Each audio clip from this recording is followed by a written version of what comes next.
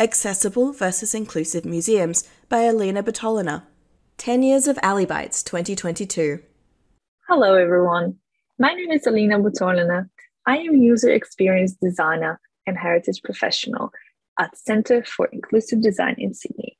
Today, I will be talking about accessibility versus inclusion. Before I start, I would like to acknowledge the traditional owners of the country we are on today. I extend that acknowledgement and respect to the elders, past, present, and those emerging in their communities. So what are we talking about today? I want to tease your brain a little bit about the terminology of accessibility and inclusion and what that actually means. I am going to talk about what inclusive design is. I'm going to talk about accessible but not inclusive, talk about technology, enable and personalization, and choice of experience. So what is inclusive design? Inclusive design is design that considers the full range of human diversity with respect to ability, language, culture, gender, age, and all other forms of human difference. Designing inclusively results in better experiences for everyone. I mentioned earlier that I am a heritage professional. I worked in the museum space before I became a designer, and I wanted to share some ideas with you using that space. To do that, I will use the inclusive playground movement principles. It basically allows us to think about the inclusive design in a better way. This applies to physical space as well as digital.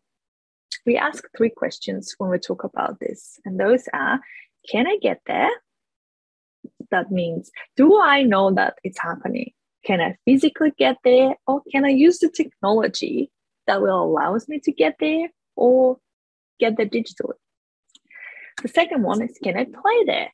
Can I actually use the product or can I experience something that you are giving me? And the third one is, can I stay there? Do I feel like I belong? Will I come back here? Will I tell about this to everyone? So if we look at these 3 steps, we can put 3 very big terms on each of those steps. And those are accessibility, the first step, becomes inclusion in the second step, and in the end becomes belonging.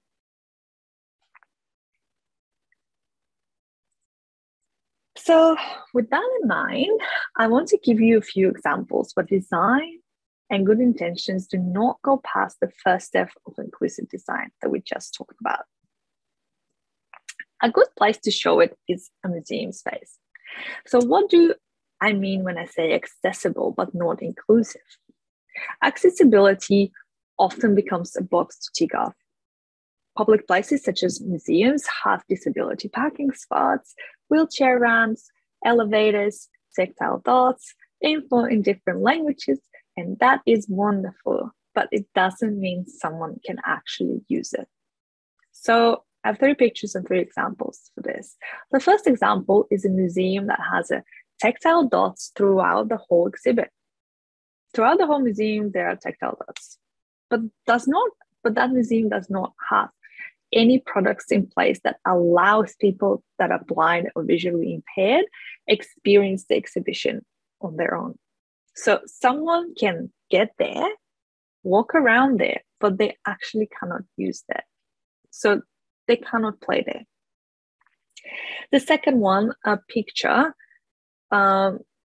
is where experiencing something, to be able to experience something, you need to be able to complete a task. Here is pick up a device that allows you to hear the information about something that you're looking at. Not everyone can pick up a device. Not everyone can hear it. So again, you can get there. You're there. You're sitting on a bench. You can't fully experience it. You can't fully play there. And the third one is the simple as that it is, and it happens everywhere, is as simple as height requirement to be able to experience something is both inaccessible and not inclusive. All these examples, they have best intentions in mind, but in the end, it attracts less people to the spaces who would be more than happy to come there. But they just did not see the way to play there, let alone to stay there. So with these situations, there's a flow of opportunities as well, especially when we talk about combining the use of digital technology to help bridge the gap between the accessibility and inclusion. This first example is an app that was developed for Andy Warhol Museum. The app was developed for the people that were blind or visually impaired to help them experience the exhibition with audio descriptive tours.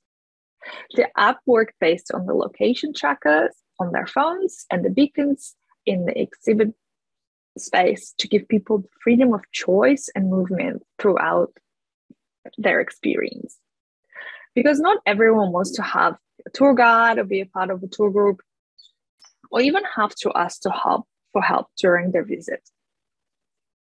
What was also done is the app that would ask the visitors to put in their preferences in the information that they would like to receive during their tour and make it as personalized as possible.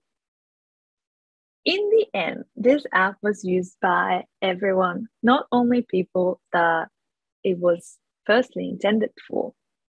So by allowing the personalization for one group of people, they unintentionally developed a better way to experience an exhibit.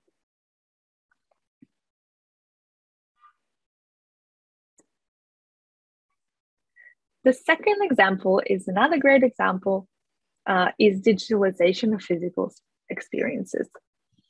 This example is particularly the virtual tour of Van Gogh Museum in Amsterdam. I'm from there, so I'm using this one. Not everyone wants to go into a physical space, and not everyone is able to.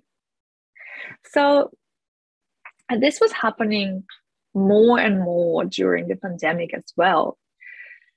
When removing that step of getting there, it actually makes it more inclusive. It allows someone to get there, to experience it, to come back and experience it again from the comfort of their own home.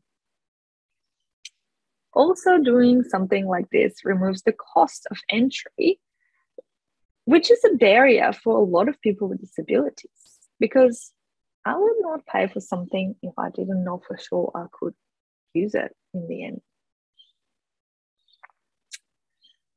So the takeaways that I want to send you off today with are: accessibility doesn't mean inclusion. Having experience options is key to inclusion, because everyone is different and everyone has their own minds. Digital technology can help bridge the gap that exists between accessibility and inclusion, and we should all try and use it. And the last and most important part of this presentation is think about what is the next project that you might apply this way of thinking to, and do it. Celebrating 10 years, Ali Bites 2022.